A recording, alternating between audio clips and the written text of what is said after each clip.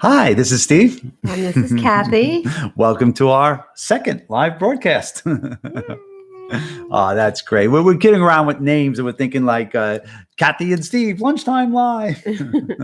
But it's all ridiculous. We're just getting together for our chat. And it was just such a great time last night. We had this wonderful workshop at Healing Arts, Long Island Healing Arts. We had a great time there. It was amazing. It was just amazing. It's one of my favorite places on Long Island. It's a spiritual center. It's not a yoga studio. It's a spiritual center, and they have training classes. They have workshops. They do Reiki and energy healing there, and they have a great crystal shop where I bought the crystals. She won't give me any. She keeps them all for herself. I should wear them as a crown. Okay, so I'll tell you the truth about Kathie. One thing that Kathie does all the time is she buys presents for people and keeps them. She bought me these insets for my birthday. Great, they're from India. They burnt great. She kept them. I mean, granted, she did buy. This is a weapon. She did buy me some new ones. So yes, I did. But I truly, I really love Laura and Terry's place at Long Island Healing Art. Beautiful ladies. Laura just has these healing hands. Sometimes when people practice Reiki on you, you could just tell before they say a word, just when they just touch you, like, wow. You feel the energy, and Laura is one of those people. And Terry, but and Terry is too. But I just didn't go with Terry, so I don't know. Except for Terry has beautiful, loving energy that is just so encapsulating. We took our Reiki certification classes there, our crystal certification course. No, we love it. And I one-upped you, and I did the integrated energy there. And she always one-ups me. Yeah. So it was a great night. They have a separate room, and so we could fit. It wasn't too big. We fit about 15 people in there, and that's nice. That's nice for the space. Yeah. And we brought both gongs. We brought both our Mercury gongs. Mercury is in retrograde, so we gotta put out the positive vibes. Yeah, and those people are fine now because they got double gonged. Yes. Well, no, it was great. I was a little awkward starting off because, it was just, it was like one of those late shows, shows, discussions. And so I was a little tired and it was just a small room and everyone was so up close. I was just trying to feel it out because I don't want to loom over people because it's important, like sharing the experience is that I have to say it in a way that feels comfortable to people. If I'm this big guy looming over this crowd and I'm going through, I really when I give the workshop and Kathie and I, we relive the experience. I don't know how to tell you. That's the only way that we could do the workshop. It isn't something that we just, I don't know. We have to relive it every time. At least I do, right? Yeah. Because it's very emotional for Steve. And I feel connected with the audience. And it really is because I feel a very big responsibility. It sounds strange for a workshop, but it's just that I feel more and more there are many people come to our workshops for many reasons. And some people come in there because of the love and the light and they want to experience and understand more about spirit.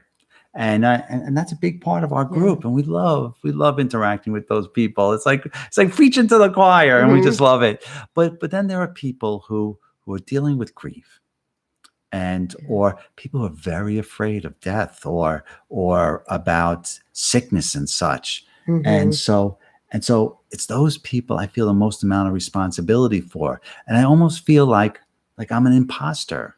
I do because I don't know all that I have and Kathie has. Kathie's much more knowledgeable than I am about these things, but it's the experience. And that's what we try to share. But I tell you, last night it was great. We met a lot of people. So I felt very comfortable pretty quickly after I started to get into the flow of things and the normal jitters like get going. And so it was great. And then when we played the gongs, we're playing both gongs together. We did the flumies. That's like a friction mallet that we rub again. Gives like a really eerie kind of like whales singing. And so we're working with that a little bit more. Yeah, it sounded wonderful. What I you just think wanted of the gong to share playing? with no, go ahead. Just want to share with people that all of this came about like in the place between here where the need drove the process. Like we didn't decide one day we were going to write a book. We were telling our story and people would say, you guys should write a book. And then people say, could you talk about your book at our studio? So every time we go out, we get referred somewhere else. So now we have somewhat of a busy schedule between podcasts and interviews. So it's a lot of connecting with people that have grief. It's a lot of sharing with people that are just starting a spiritual path. And it's such a wonderful thing to be able to give the people the gift of spirituality, or give them the gift of possibly healing from grief, or just overcoming challenge in life. So we embarked on this journey. We've been told we should start a YouTube channel. We should start a Facebook page. So this is all, it wasn't. It's on the fly. We're figuring it out. It wasn't that we set out to do this. It's just like each time we go somewhere, we're encouraged when people are helped by our story. And that's what is such a gift in all this, is that it was a traumatic experience and a beautiful experience. But by sharing this, we are helping the collective. And in turn, they're helping us, because we're learning and growing together through all of this. And I just wanted to say that. And I'm just very impressed by the way that you tell the story, how you relate to people, and how they react to the story after they hear it. And we've actually become good friends with a lot of these people. Everybody. It's just, you can't help it. Yeah, and people write afterwards, Yeah. and so it's great. And we met some really wonderful people. Who was the hot yoga instructor lady who was talking to us? That was Elena. Elena, yeah, she was very. She had a lot. She had a lot to share. You know, Yeah.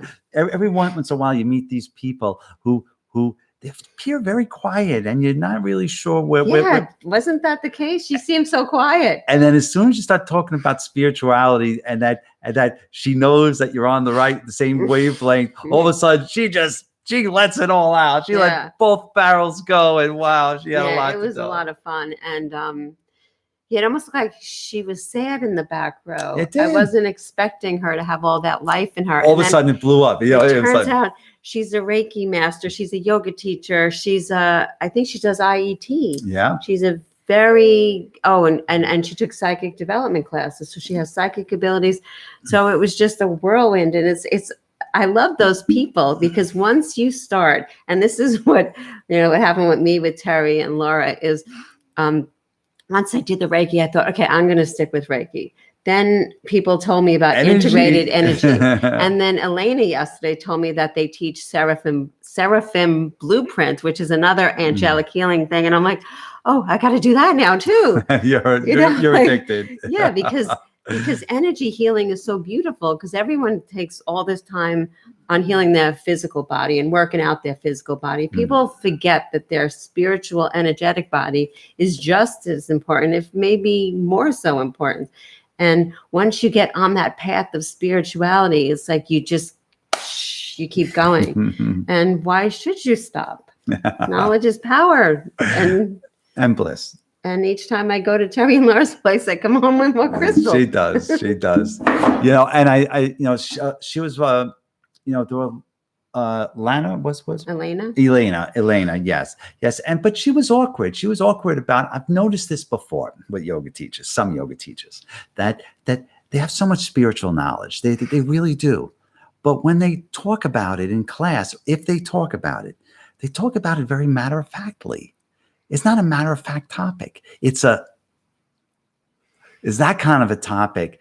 And that, I think, sometimes is that in the circles in which they travel, most of the time they appear to be a nut to everybody, because they have these really strong convictions. Yeah, she said that. And so they have to tone it down a lot. And so, but when they're in with the group that they know, they should let it go and really share it. But she did once. She did. She knew that we were like on that same path as her. Yeah. And she was like a kid in a candy Yeah, she was. shop. She was. She was like, you could stop me, because I could go on all day. And we were like, no, we love it. Like, keep talking. Yeah, Cindy Mazza, she's the same way. She's a Kundalini teacher. Wow, marvelous lady. She has a tremendous, tremendous physique, very athletic physique. Her husband is a New York City firefighter, and oh boy, does she love him. She I really. think he's a police officer. Actually. Oh, did I say firefighter? No, I said, and I meant police officer. You're right. And she's just wonderful. Yeah. She smiles whenever she talks about him. It's great. It's a great thing. But she's like that. She's just so gosh darn knowledgeable. But she just monotones it. So I've spoken to her a couple of times, and of course, Stevie's. The world isn't going to do it Stevie's way. Well, like you said, I mean, people think that we're like the hippies, like the freaky hippie people, the tree huggers. And yeah, I hug trees, but like that's a good thing. That's not a freaky thing. It's a freaky thing when you don't appreciate nature and spirituality. I think that's what a lot of people come across is that a lot of times. Like spirituality is a bad word in certain circles because it really is. Religion is a bad word in certain circles. There is a certain way of thinking, and I respect it. That it's just all about your four walls, and if you think anything else, you're like pie in the sky, and that's cool. You want to believe that, and that's cool. But so the norms are different. And so I remember we had who is that psychic lady who we met down at Nova's place, and she came over. Tova's place, and she came over our house. We did the gong. Erica. She was Erica Lynn. She was a very nice lady. And all of a sudden she's like sitting there and we're having tea, we're hanging out, and we just did a gong and stuff. And she starts looking at me and she says, I can't believe this. I said, what's up? And she was like, I'm talking about chakras and things like that. Like it's just normal everyday talk. Anytime I mention this with my friends, they're like, she's nuts. Yeah. So it is good. You have to find your tribe. You don't want to solo yourself in your tribe, like not be on the outside, but it really is important to have a group of people where you could talk and bounce things off of without having to explain everything. Not that it's not that. It's like I don't know. It's like sometimes I'm a computer guy, computer geek, and a lot of times we when we get together in our little technology cabal, we talk technology, and this is a certain understanding about what we're talking about. If somebody walks into that and then they would feel uncomfortable because there's an understanding. So with spirituality, it's kind of like the exact same thing. Is that you want to be able to talk to everybody, but if you want to get down to the nitty gritty and really, really roll up your sleeves, you need people who've walked a similar path, so you could speak the same language, not as a sounding board or an echo chamber, but just so you don't have to recap everything as you talk. It's a little bit easier way to communicate. And I just find that sometimes when we have our spiritual gatherings at our house here, that's what I really love, because we'll come across people who we've met at our different shows and stuff, and we'll invite them over, strangers. It's fun. And we'll invite them over. And so it's usually the first time where they meet people who like have a similar viewpoint. And I always love, because a lot of times they're younger people than us, and then we'll get to know them, and then we'll invite like their mom over or something, and then their mom will come over, and then their mom is younger than we are. And then our friend Sydney was like, I want to be like you guys when I grow up. I know. Excuse me. I know it was another beautiful thing last night is to see people that they come for our workshop, and then they feel the energy of the people in the room and how beautiful it is. And then they talk amongst themselves, and they talk, how do you stay so high in your vibration? And they exchange ideas. And then by the end of the night, they're each like taking the same classes at the other one. So that guy that showed up yesterday, I didn't know his name. Okay. Yeah. Like that's a contractor, a good guy. He did cement trucks. He's a cement guy. I mean, he sat there very quiet, and then at the end of the evening, he was signing up for energy sessions because and learning Reiki, because he wanted to know about energy. Like it piques an interest in people, and when you see people who vibrate high, who radiate like love and light, and you want to know what they're doing, because you want to do that too. You want to be that person. So that's why it's so beautiful. I want some of that too. Yeah, like you the best way to influence somebody is not by preaching to them. It's not by saying you should do this, you should do that. It's to be the highest light that you could be, because then they want to know what is the magic that you possess, because I want some of that too. And that's what he was doing. Your Om Namo Gurudev Namo, Yeah. Your inner teacher is that really what I think you're saying is that you respond to the people's inner teacher, and not by barking stuff at them, expecting them to, like, I'm the oracle, all seeing, you listen to me. It's more by living the best self and going through your example, but also whenever you want to provide that mentorship, to speak to that inner teacher, to ask questions. So many times a lot of times, instead of making statements, I find it's easier to ask questions. I find, especially with young engineers that I work with, I have the young engineers, they're wonderful, brilliant, a lot smarter than me. And so I do that a lot with them. And then I just try to, if I think they should be doing something different, I don't come out. I don't say, do this. I start to ask them questions that walk them down the path to find the answer. Yeah. Because I want the inner teacher. And what's more, if their inner teacher works, then I have to work a lot less. I remember one time I told one of my bosses, he was complimenting me. I said, I didn't do anything. And he was like, what? And I said, no. I said that I enabled the team to do things. I just helped them communicate. In fact, the less I do, the more I get done. And my goal is to do absolutely nothing. Because I hope your boss isn't watching this. No, because the point is that the more I organize, the more I delegate, the more I empower people to use their own Namo Gurudev Namo, their inner teacher, to learn and do their tasks, the less I have to do. And really, as a spiritualist, as a computer guy, as a mentor, as a parent, as anything, really, that's what you want to do, is you want to enable people to do things for themselves, to see the wisdom. And you want to use your mentorship to respond, at least in my humble opinion, to their own Namo Gurudev Namo, to speak to that inner teacher. And I think that's what's so beautiful about what you're saying. To take all of those words and just put them in a little nutshell is, rather than give a person a fish, teach them to fish. Sure. But I think really it's the teaching that's saying, and I'm splitting hairs, but it's really important. It's that it's not for you to teach them the fish.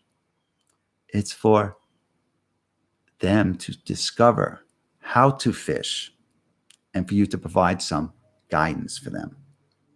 They need to discover how to fish, and you need to help them discover.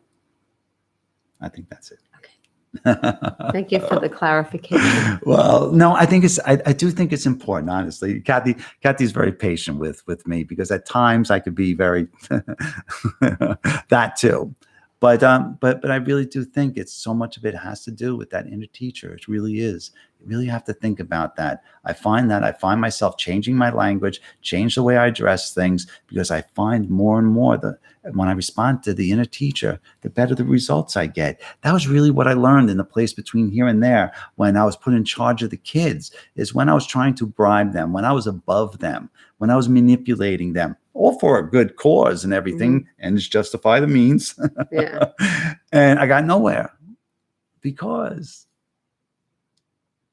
especially on that level, on a spiritual level, barking stuff at people isn't going to work. You really have to go to the Om Namo Gurudev Namo. Yes, you do. So that was one thing you did mention last night that I thought was very interesting. You had mentioned numerology. And that's something that we really haven't spoken about, and we really haven't talked about too much in the book. But I just found it very interesting, the way that you were breaking it down. And I remember when Nancy and Gail, a few other of our friends, did numerology on us. It was very interesting. And can you tell me a little bit about that, baby? Okay. Well, numerology is a system by which the Pythagorean system is laid out in a grid, and each letter has a certain numerological component. So when you take words, you could give them each a number, and then you reduce the numbers down to one number, and each number means something. And it's really interesting because I've done numerology for you, for me, for Kristen, for Sean, and everything is very spot on.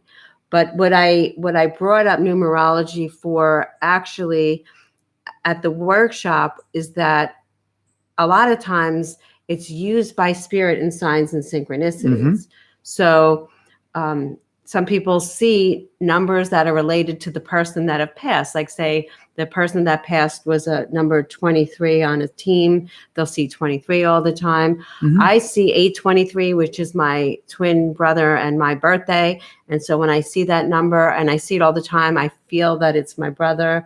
Some people see 111, 33, 22, when 55. When you say see, what do you mean see? You just see a 7, or I mean, like what do you mean see? Well, for instance, on a phone, like every time I pick up my phone, it seems like it's 823. Or I'll be driving thinking about my brother and I'll see a license plate in front of me that says 823 on it.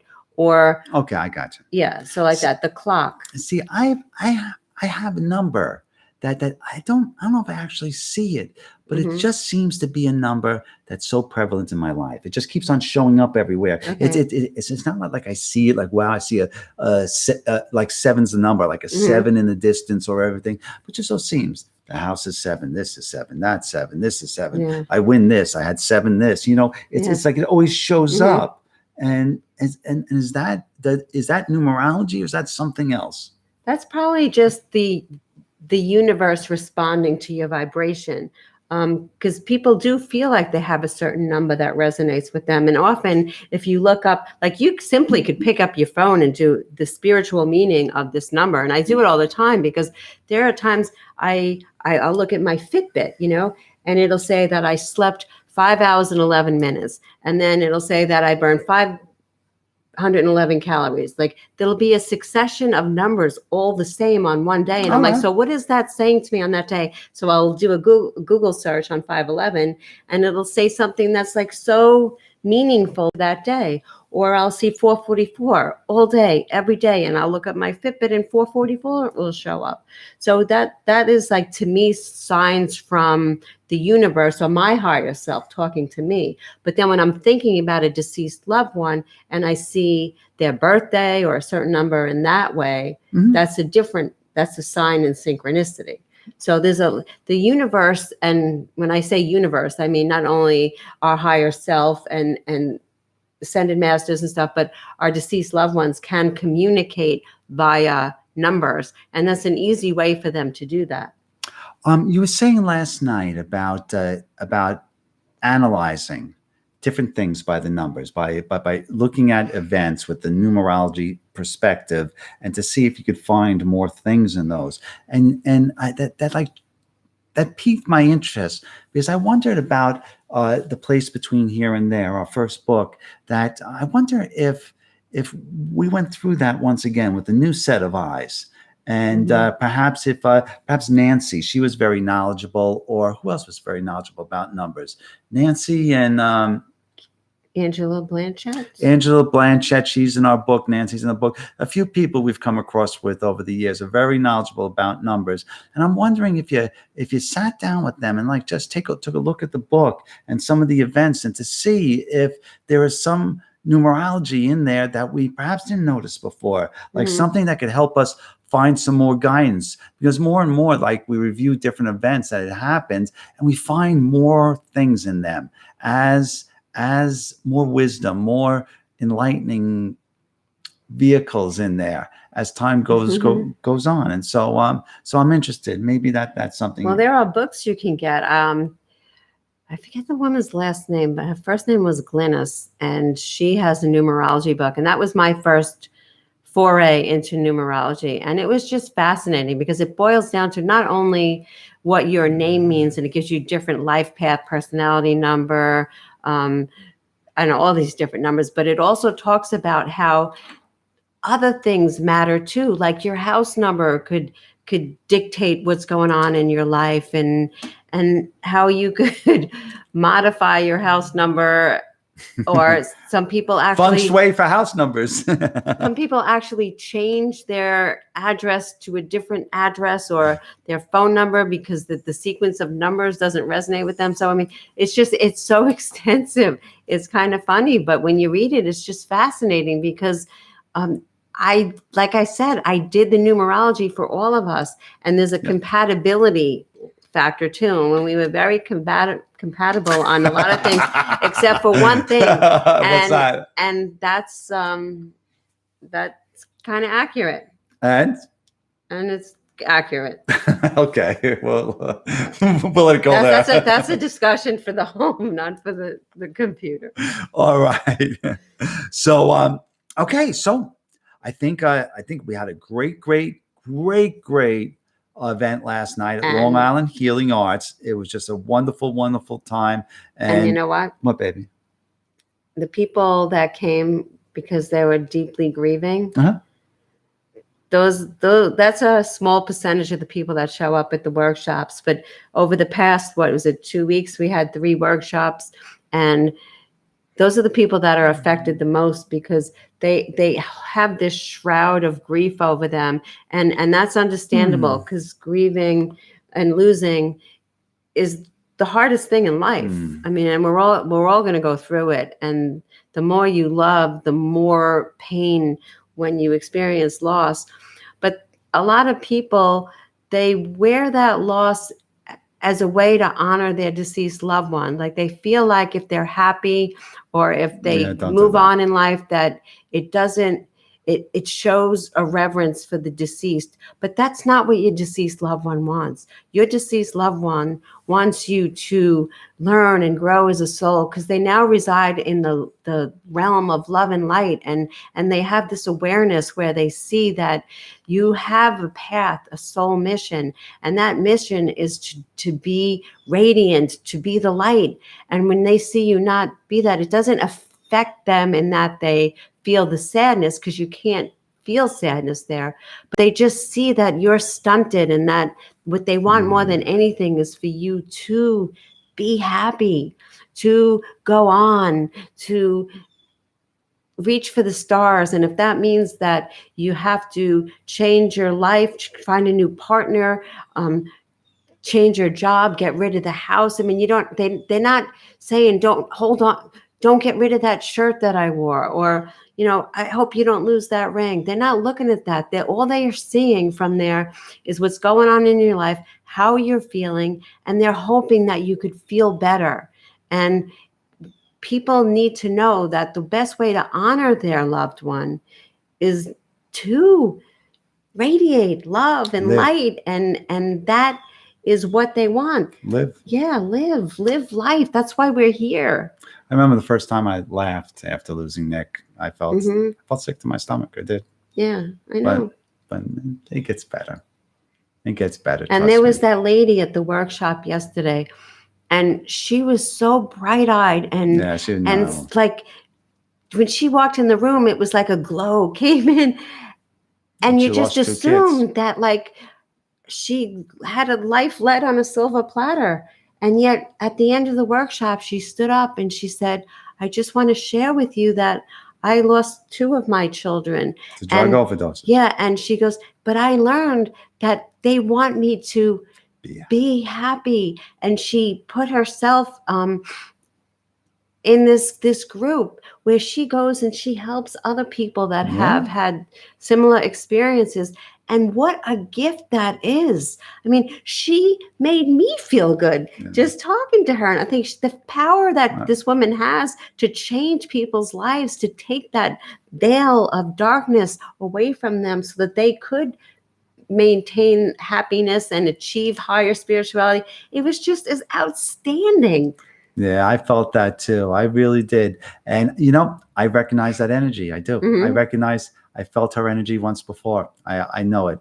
I believe that she came to Teresa's studio, the Kundalini studio, one time that we were there, and she spoke. I overheard her in a conversation speaking about the program that she has for parents recovering from loss. And but I didn't speak to her at the time because at that time I was very much I was kind of keeping to myself. And Yeah. and even afterwards, Teresa, the owner of the studio, she said, Steve, how come you didn't say anything? And I was like, well, she seemed adjusted. So it wasn't like I felt like I had to reach out to her to comfort her. She Yeah. said like, okay. And that was the energy I remembered, that usually when I meet parents who had lost a child, it's not they're still coming to terms with things. And she did say something to me that was very moving and that I related to very well. She said, today's a good day, and sometimes she has bad days. Yeah. And I try to convey that at the workshops, is that I never want everyone to think, oh yeah, Steve and he's so together, oh blah blah blah. Nothing could be further from the truth. But it doesn't mean I'm a wreck either. It means that everybody has good days and bad days. Yeah. With whatever's happened in your life. And I often equate it to a spiritual garden. It's like a spiritual garden. You always have to weed it. You never get to a place where, okay, I'm spiritually evolved. I'm done with that. Next. It never gets like that. Yeah. And that's beautiful, because it's always about learning and growing. Got to weed that spiritual garden. And so I'm going to reach out to Terry and Laura. We're going to get that lady's number, because if she thinks it's appropriate, I'd like to speak before her group. It'd be a good thing. And I already tell, because her energy is not going to. Every group has their own spot they're at. Some group I could really feel the sorrow. Other groups I could feel that they're elevating. They're working through those issues, and that's a feeling I get from her. Is that she's a beacon of light. It's not that we're all I don't mean to. You gotta have that beacon of light. You gotta see the destination. And so that's why I really like to speak before our group. So we'll see. But so for next week's episode, it's going to be our Cassadaga special. We're going to be doing our workshop at Cassadaga, the spiritual vortex of the world, right? Yeah, that's an amazing place. And what is so astonishing about Cassadaga is this little, I guess, a town of maybe 5 streets in a square. Little. And it's just filled. Doesn't even have a stoplight. It's just, no, there isn't. No, it doesn't. It's just filled with spiritualists, meaning people that are healers and psychics and psychic mediums and tarot card readers and all these people. And you're not going to get anything bad there, because they're vetted. Like they have to program. Prove that they've had 7 years at least of spiritual training, and then they got to pass through a board of all. They get like almost scrutinized by people going to be very critical of you. So the board is going to grill you until you prove that you have these abilities. So it's just the neatest thing, and it's just so cute, because there's little gardens, there's a fairy garden and the Buddha garden, and it's just places where people come to feel spiritual, to attend classes and workshops. And there's there's 4 crystal stores. A lot more than that. Everybody sells crystals there, but I don't want to give away too much for our next episode about the place. But because we're going to talk about the history of Cassadaga, and it's beautiful. They made this big auditorium. They've regenerated. Renovated. It's from the 1920s. It's like an Art Deco. If you're from Kings Park, it's kind of like York Hall. You remember York Hall and the Psych Center, how beautiful that was? It looks like that. Now they renovated. I can't wait. And we're going to be one of the first group discussions there. So we're going to bring our gongs, and that's October 8th, 2020. October 11th, 2021. And at Cassadaga, 7 October 11th. 11's the master number. 11. See, we're talking about numerology. But it's going to be so much fun. The last 2 shows we did there were filled to capacity. And the last one, they turned away more people than they could let in. So I think they could only let in 40 people. They turned away like twice that. And I felt terrible about it. I really did. I wanted to speak with them or talk to them in some way. But I was the only one there. Kathie, she couldn't travel because of the COVID, because of the stuff that was going on. So we had to, I had to do it by myself. And so I just couldn't interact with the people. So I'm so glad we're going to have so much more room. We're going to really have a great time. I can't wait to go to the hotel across the street. We have great food there. It looks like the Hotel California. It does. Lots of shadows everywhere. Spirit. I always think I'm going to see a pair of eyes looking at me from somewhere. But it's going to be a great time. We're going to talk all about it next week. But we ran a little long on our podcast today, but I need my oracle cards. You ready? Oh, well, you should have told me. I would have had them out. I know. But the ones I'd like, can we have which ones you want to do? It's up to you. Unicorn. Let's do the unicorn deck. We got that down at Simplicity in Kings Park. It's one of the newer decks. So we'll check that out. Very good. So we do the excuse me, I have a frog in my throat.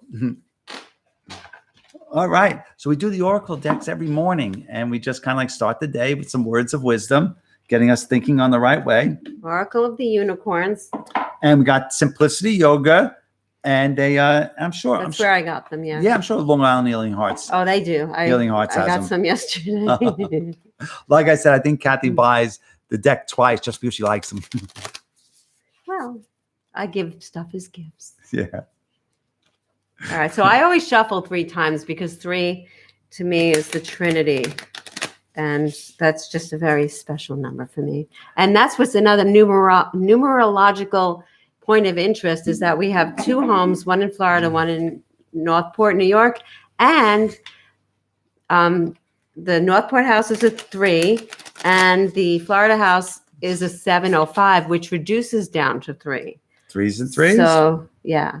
So cut the deck, dearie. Okay, I'm going to set my intention for the What's podcast. your intention? For the group. It's going to be,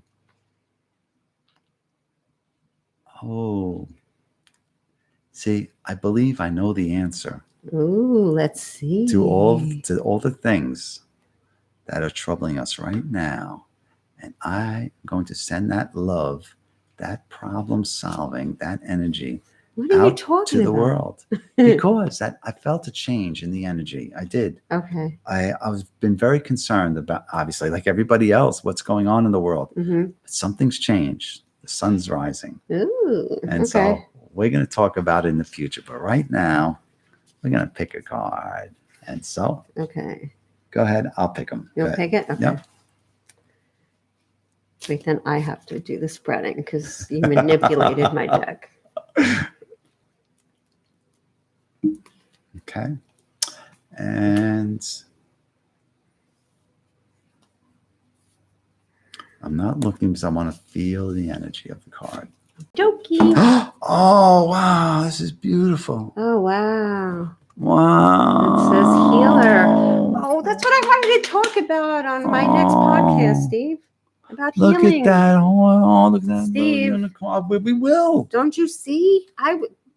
It was my card. You're not taking my card. No, that's my card. See, I have my card in my. I have my Oh my crystals. God.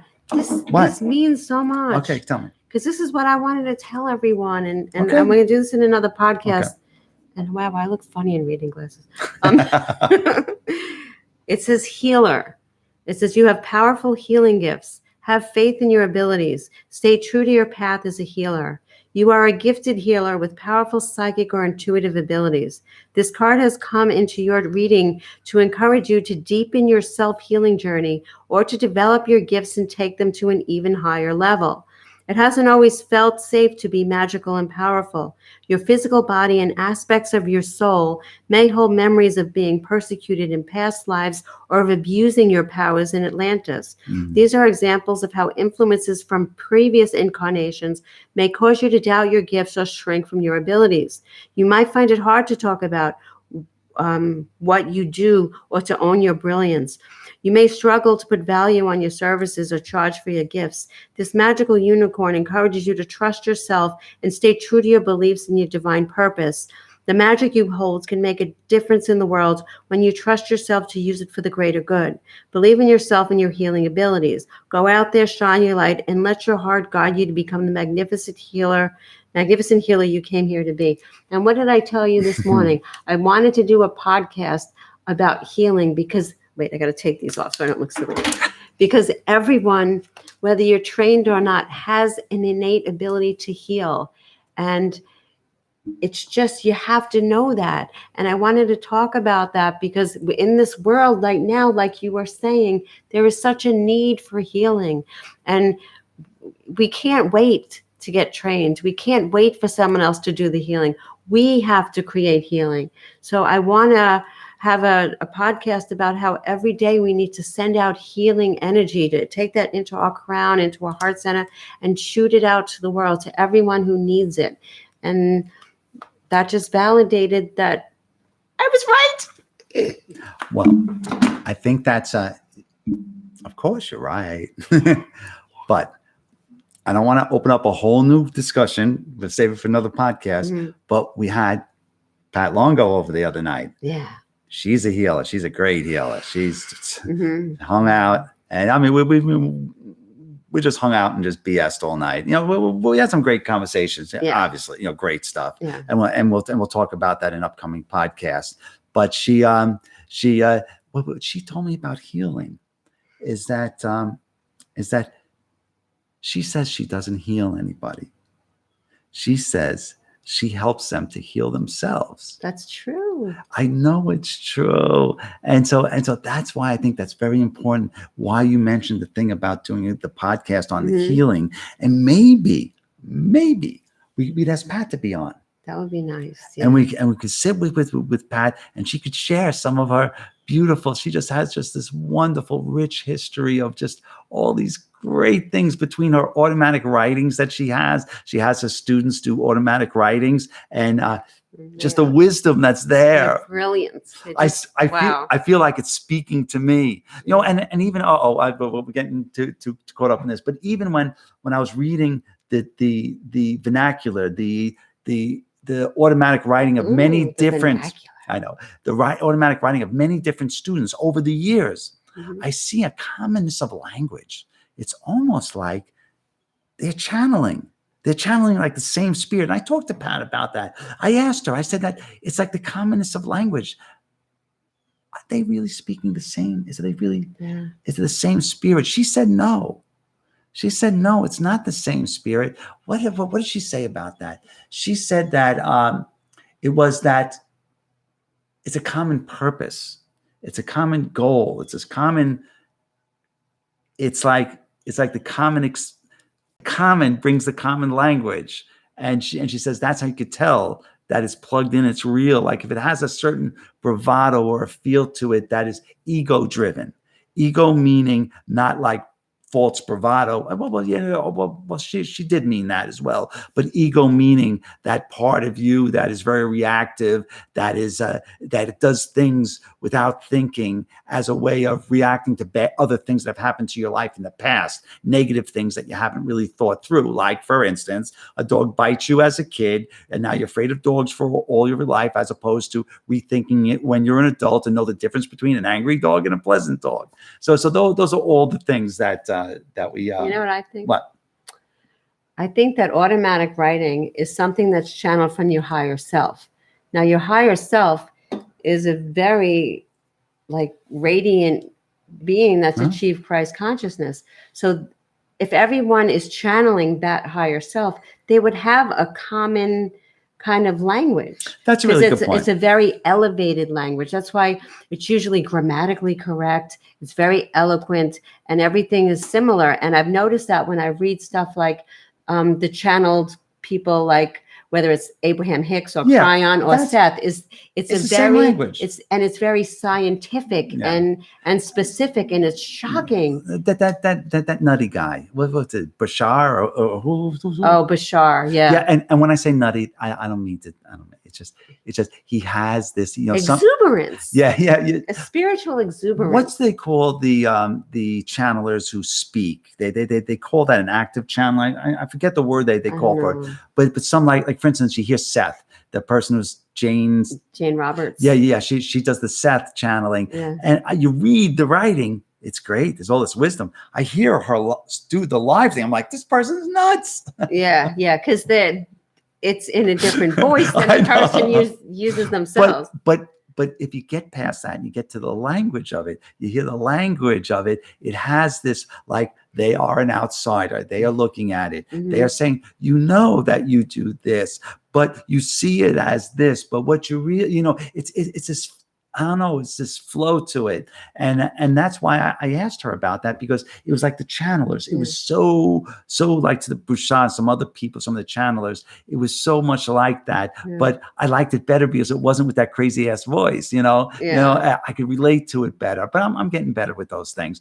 But all in all, I don't want to get into that. Next show, we're going to talk all about Cassadaga, and we're going to talk about healing. And just in the meantime, if you miss our next show, October 11th, Cassadaga, Florida, in the beautiful, huge, historic temple. Kathie and I will be doing our workshop there. We'll be playing our gongs. We'll be giving out autographed copies of the books to everyone in attendance. And come on out and see us, all right?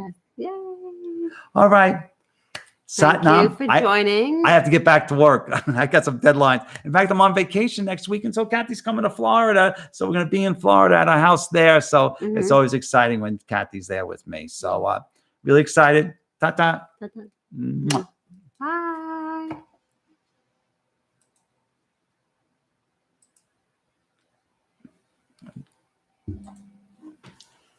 Okay.